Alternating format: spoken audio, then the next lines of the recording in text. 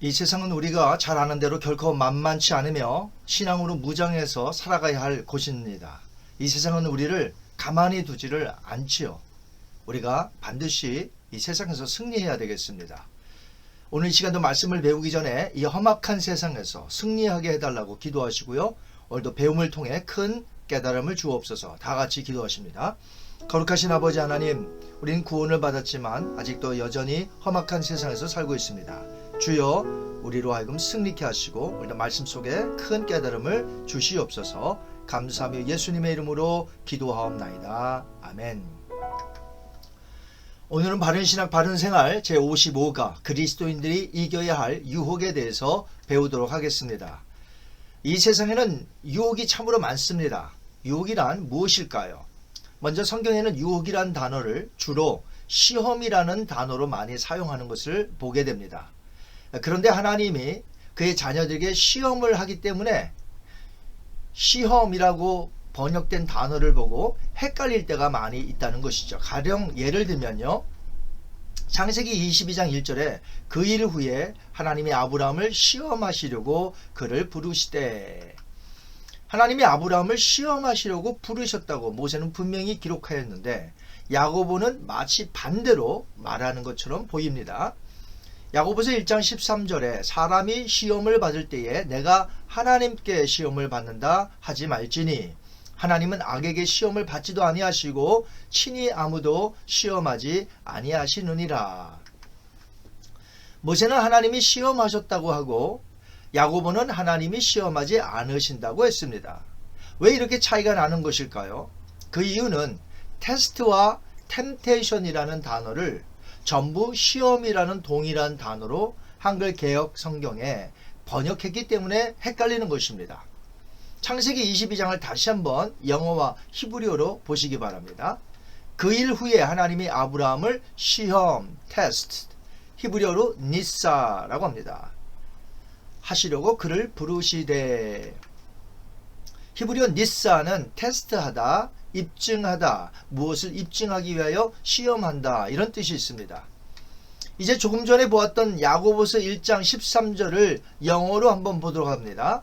사람이 시험, tempted를 받을 때에 내가 하나님께 시험, tempting을 받는다 하지 말지니 하나님은 악에게 시험, tempted를 받지도 아니하시고 친히 아무도 시험, tempt 하지 아니하시느니라. 정리해보면 하나님은 그의 자녀들의 신앙의 훈련, 성숙을 위해 테스트는 하시지만 죄에 빠지게 하는 유혹은 절대로 하지 않으신다는 것을 알 수 있습니다. 그러니까 한글 성경에서는 조금 더 알맞는 단어로 번역했으면 하는 아쉬움이 남는 거죠. 야고보서 1장 13절의 시험을 전부 유혹으로 바꾸어 읽는 그런 독자가 제대로 이해할 수 있는 것이죠. 그렇다면 유혹이란 어둠의 주관자 마귀가 이 세상에 주는 것임을 알 수 있습니다. 유혹을 왜 할까요? 유혹에 넘어가 죄에 빠지게 하려고 유혹하는 것이죠. 정확히 말해서 죄에 빠지게 하는 유혹은 마귀가 하는 것이지만 죄의 본성을 가진 인간 자신에게서 나온다는 것입니다. 물론 예수님은 죄가 없으신 분이기 때문에 마음속에 죄의 본성에서 유혹을 받지 않으십니다. 대신에 예수님은 외부에서 오는 마귀에게서부터 유혹을 받으신 것이죠. 그것이 복음서에 나오는 세 가지 마귀의 유혹입니다. 예수님도 유혹을 받으셨다면 다른 사람들은 어떨까요? 말할 것도 없이 마귀의 유혹을 면제받는 사람은 아무도 없습니다. 그야말로 이 세상은 유혹에 늪인 것이죠. 유혹을 받지 않고 살 사람은 이 세상에 단 한 사람도 없습니다. 죄가 없으신 예수님도 유혹을 받을 정도로 유혹이 심한 곳이 바로 이 세상인 것이죠.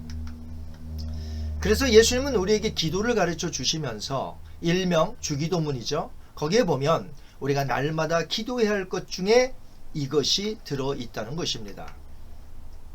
마태복음 6장 13절에 우리를 시험, 유혹에 들게 하지 마옵시고 다만 악에서 구하옵소서. 예수님은 우리가 얼마나 연약한 존재인가를 가르쳐 주셨습니다. 왜냐하면 매일 유혹에 빠져 넘어질 수도 있기 때문인 것이죠. 유명한 초대교부 어거스틴은 이 구절을 분명히 이렇게 해석을 했습니다. 이는 유혹을 받지 말아야 한다는 게 아니라 유혹에 끌려 들어가서는 안 된다는 기도이다. 즉 유혹을 받았다는 의미가 유혹에 넘어가 죄를 지었다는 의미가 아닙니다. 찾아온 마귀에게 예수님도 유혹을 받았지만 예수님은 하나님의 말씀으로 3번 모두 그 유혹을 물리치셔서 승리하셨습니다. 그러니까 우리가 유혹을 받을 수는 있지만 유혹에 넘어가지 않을 수도 있는 것이죠. 유혹을 만나는 것이 죄가 아니라 유혹에 넘어가는 것이 죄인 것입니다. 미국 속담에 보면 유혹을 피하는 이는 죄도 피한다 라고 되어 있어요.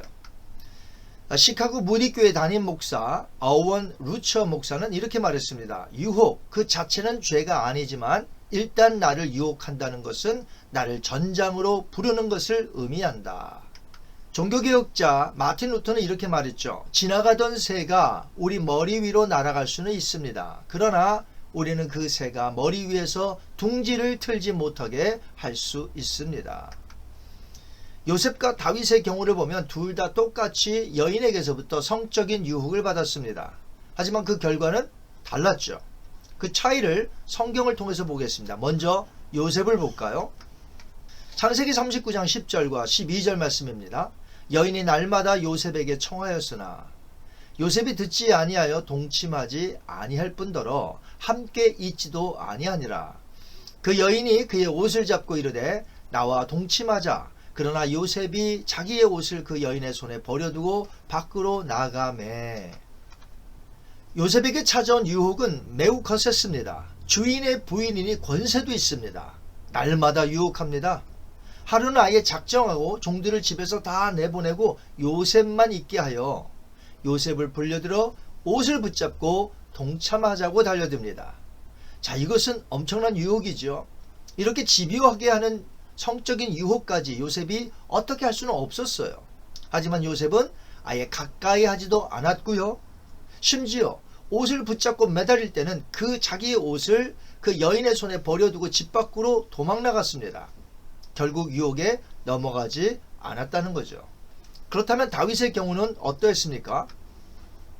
사무엘하 11장 2절에서 4절입니다. 저녁 때에 다윗이 그의 침상에서 일어나 왕궁 옥상에서 거닐다가 그곳에서 보니 한 여인이 목욕을 하는데 심히 아름다워 보이는지라. 다윗이 사람을 보내 그 여인을 알아보게 하였더니 그가 아뢰되 그는 햇사람 우리아의 아내 바세바가 아니니까 하니 다윗이 전령을 보내어 그 여자를 자기에게로 데려오게 하고 더불어 동침하매. 바세바가 일부러 다윗을 유혹하려고 보이는 곳에서 목욕한 것으로 보이지는 않습니다. 보디발의 아내는 적극적으로 유혹했지만 반면에 바세바는 사실 다윗을 유혹하려고 한 것은 아닌 것으로 보여요. 그러나 어찌되었건 다윗 앞에서 아리따운 몸매로 목욕을 하고 있었으니 다윗의 입장에서는 바세바의 유혹을 받은 것이죠. 하지만 다윗도 얼마든지 요셉처럼 그 유혹에 넘어가지 않을 수 있었으나 다윗은 그 여인이 누구인지 당장 알아보게 하였고요. 적극적이죠.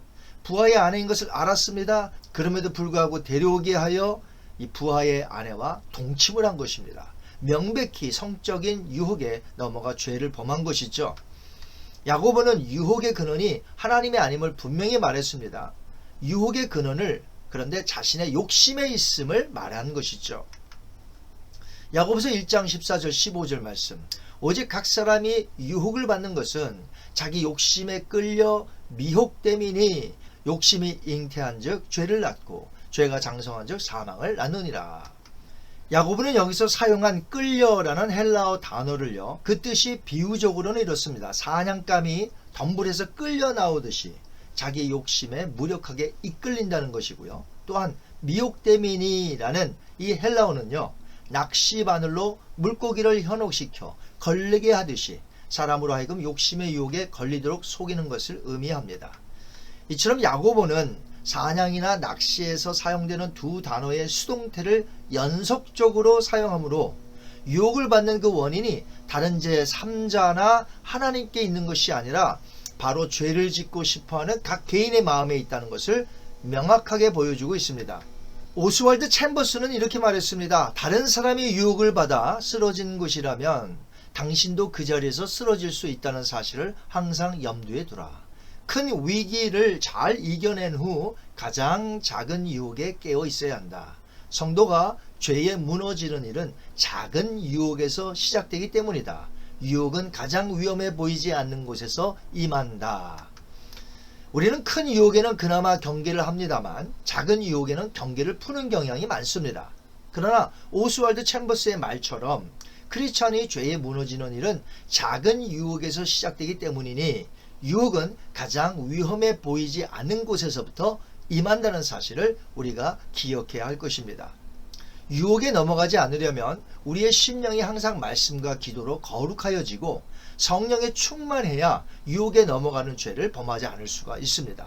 물론 근본적으로는 어둠의 세력 마귀의 유혹이지만 대체적으로 넘어가는 것은 자신의 마음에서 나오는 욕심으로 인해 유혹에 넘어진다는 것이죠.